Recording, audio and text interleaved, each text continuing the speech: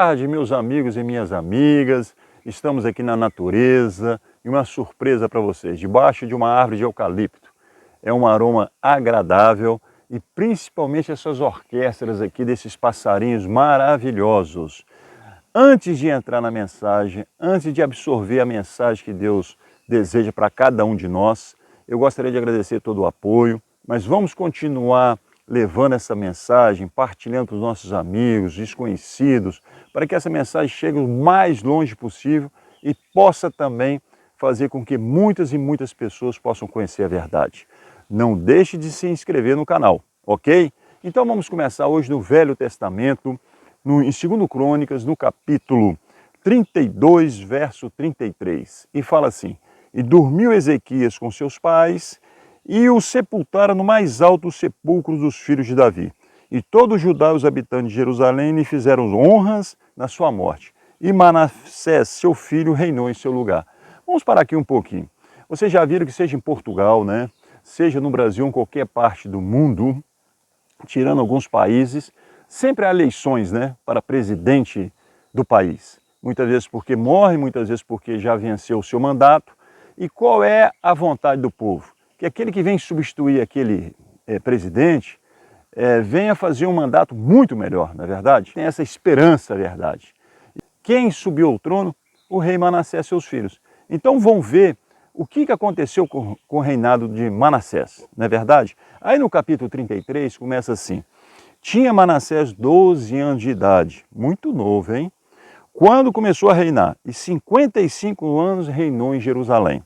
E fez o que era mal aos olhos do Senhor, conforme as abominações dos gentios, que o Senhor lançara fora de diante, né, dos filhos de Israel. Verso 3, porque tornou a edificar os altos que Ezequias, seu pai, tinha derrubado, levantou altares aos balins, fez bosques, prostrou-se diante de todo o exército do céu e o serviu. Verso 4, e edificou altares na casa do Senhor, da qual o Senhor tinha falado: em Jerusalém estará o meu nome eternamente. Verso 5, edificou altares a todo o exército dos céus, em ambos os átrios da casa do Senhor. Fez ele também passar seus filhos pelo fogo no vale do filho de Inom, e usou de adivinhações, de agouros e de feitiçaria, consultou adivinhos, encantadores, e fez muitíssimo mal aos olhos do Senhor para provocar a ira. Verso 7, também pôs uma imagem de escultura do ídolo que tinha feito na casa de Deus, do qual Deus tinha falado a Davi e a Salomão, seu filho. Nesta casa em Jerusalém que escolhi de todas as tribos de Israel, porei o meu nome para sempre. Vocês estão vendo que o rei Manassés foi o contrário do seu pai. Que coisa estranha, não é verdade?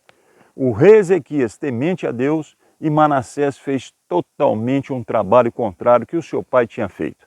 Colocou Israel praticamente todo para fazer o quê? Para se afastar de Deus. Ele fez uma coisa muito terrível, que foi o quê? Ele sacrificou os próprios filhos, porque isso era uma prática do povo pagão. Eles achando que sacrificando os filhos daria sorte para o reinado deles. Então Manassés ele foi desafiando Deus, mas ao mesmo tempo que ele desafiava Deus, ele ia se afastando de Deus. E repara que ele vai colocando também, através do seu reinado, o povo também contrário àquilo que Deus nos pede. Nós temos que ter cuidado como andamos nesse mundo, nós temos que ter cuidado como adoramos a Deus. E ele vai continuar com uma coisa muito interessante, que é assim no verso 8. E nunca mais removerei o pé de Israel da terra que destinei a vossos pais, contanto que tenham cuidado de fazer tudo o que eu lhe ordenei, conforme toda a lei, estatutos e juízos dados pela mão de Moisés. Verso 9. E Manassés tanto fez errar Judá e aos moradores de Jerusalém, que fizeram pior do que as nações que o Senhor tinha destruído diante dos filhos de Israel. Agora o verso 10 é muito interessante. E falou o Senhor a Manassés e ao seu povo, porém não deram ouvidos. Meus queridos, sabe por que eu admiro muito o nosso Deus? Porque Ele avisa antes de acontecer as coisas. É interessante isso. Deus mandou os profetas para avisar o Manassés que aquele caminho que ele estava andando era terrível. E se vocês forem abrir em Provérbios, né, vão abrir em Provérbios capítulo 14, verso 12, fala assim, ó: há um caminho que ao homem parece direito, mas o fim dele são os caminhos da morte. Então Manassés achava que estava no caminho certo, que estava conquistando muita coisa para Israel, mas no fundo ele estava caminhando para onde? Para a morte. Muitas vezes não acontece isso conosco, muitas vezes não aconteceu também com muitos amigos meus que já não estão aqui na terra, que eles entraram no caminho das drogas e achavam que era uma maravilha, e o seu fim foi o quê? A destruição, a tristeza e a morte também. Em outros lados também, os negócios ilícitos. Então o mundo nos oferece muitas coisas que parece que no início vai ser uma grande vantagem, uma grande alegria, mas no fim uma tristeza sem fim. Agora eu queria falar uma coisa com vocês, que eu mexesse um pouco na Bíblia, em Deuteronômio, né? Vamos lá em Deuteronômio, no 5º livro da Bíblia, no capítulo 18. Por que Manassés estava desafiando Deus? Eu tenho que mostrar isso biblicamente também a cada um de vocês. E Deus também já tinha avisado o seu povo que certas coisas eles nunca deveriam fazer. E acredito eu que Manassés sabia disso, porque o seu pai Ezequias deve ter ensinado a palavra de Deus a ele. Nós vamos lá em Deuteronômio capítulo 18, no verso 9 em diante. Fala assim o verso 9. Quando entrares na terra que o Senhor teu Deus te der, não aprenderás a fazer conforme as abominações daquelas nações. Entre ti não se achará quem faça passar pelo fogo o seu filho, a sua filha, nem adivinhador, nem agoreiro e nem feiticeiro. Verso 11. Nem encantador, nem quem consulte um espírito adivinhador, nem mágico e nem consulte os mortos. É importante nós entendermos o seguinte, que Deus está falando que nós não devemos consultar os mortos. Qualquer dia desse nós vamos fazer um estudo bíblico sobre a morte. A morte é um tema muito interessante. Ela é muito bem explicado na Bíblia, mas existe um monte de livros, um monte de médicos, um monte de pastores que não explicam realmente o que a Bíblia confirma. E nós vamos estudar sobre isso. Mas a primeira opção aqui que Deus fala é o seguinte, nunca consulte morto nenhum. Nunca consulte nenhum morto. É importante nós frisarmos sobre isso. Então Manassés, meus queridos, preso, né, condenado, né, começa a reparar o quê? Por que Deus permitiu que ele tivesse vida ainda? Por que o rei da Síria não tirou a sua vida? Eu fico imaginando aquela cela, Manassés sozinho, derrotado, desiludido, aí ele começa a passar o filme da vida dele. Ele começa a ver de vez ter sido um filho de Deus, foi um monstro. Manassés foi um monstro. Manassés cometeu crimes atrás de crimes.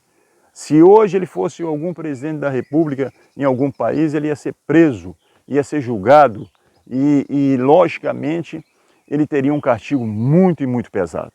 Mas foi naquela prisão, foi naquela cela que de repente não era uma cela igual ao quarto dele no palácio, pelo contrário, que cheirava mal, que devia ser muito apertadinho, que ele se ajoelha. E quando ele se ajoelha, ele usa uma arma que eu já falei aqui, a oração. Em Jeremias 33:3, Deus fala assim, clama a mim e responder-te-ei, e anunciar-te-ei coisas grandes e firmes que não sabe. Mas acontece uma coisa na vida desse rei, e é aí que nós temos que ver que Deus nos dá oportunidade. Resta saber se nós vamos aproveitar as oportunidades que Deus nos dá para nos arrepender do caminho que nós estamos seguindo. E ele fala assim no verso 11 do capítulo 33 de 2 Crônicas. Assim o Senhor trouxe sobre eles os capitães do exército do rei da Síria, os quais prenderam Manassés com ganchos e amarrando com cadeias, e o levaram para a Babilônia. E ele, angustiado, orou deveras ao Senhor seu Deus e humilhou-se muito perante o Deus de seus pais. Ele fez uma oração. E Deus se aplacou para com ele, ouviu a sua súplica e tornou a trazê-lo para Jerusalém, o seu reino. Então conheceu Manassés que o Senhor era Deus. Olha que maravilha. Eu fico imaginando quando o rei da Síria invade Israel, prende o rei Manassés. E naquele tempo, meus queridos, quando um país adversário invadia outro país, a primeira coisa que eles faziam era matar o rei. Porque matando o rei mostrava naquela nação que foi invadida que eles estavam completamente desorientados, completamente derrotados. E com Manassés aconteceu o contrário. O rei da Síria conservou a sua vida. Manassés deve ter feito aquela viagem longa, a pé, com sede, acorrentado, mas pensando, mas por que Deus permitiu que eu vivesse? E quando ele chega na cela, na prisão, com quem que ele aprendeu a oração? Com quem ele aprendeu a súplica a um Deus misericordioso? Logicamente com o seu pai Ezequias. Então isso é um alento para nós que somos pais. Ensinar o caminho de Deus aos nossos filhos. Ensinar essa arma poderosa que é a oração. Ele fala, tudo o que pedis na oração, crendo, o recebereis. Qualquer coisa que lhe pedimos, dele receberemos. Porque o quê? Fazemos que é coisa agradável à sua vista. Está entendendo, irmãos? Então a súplica é uma arma que todo cristão deveria fazer, principalmente os pais, quando os filhos estão crescendo, quando os filhos, mesmo adultos, nós devemos orar todo dia por eles. E Manassés fez isso. Manassés lembrou do passado maravilhoso do seu pai. E ele se arrepende. E todas as vezes que a gente pede perdão a Deus, Deus nos perdoa. Olha que maravilha. Se você está com um problema difícil de resolver, que é impossível para um homem te ajudar, Deus está presente. Era impossível Manassés continuar vivo, era impossível Manassés voltar ao seu reinado, mas Deus deu essa bênção para ele. Que Deus os abençoe e possamos aprender essa lição. Meus queridos, como minha esposa me ensinou, e ela nasceu dentro da igreja, Maranata, que quer dizer Cristo vem. Que Deus possa nos abençoar e que nós possamos, meus queridos, levar essa mensagem aos quatro cantos da terra.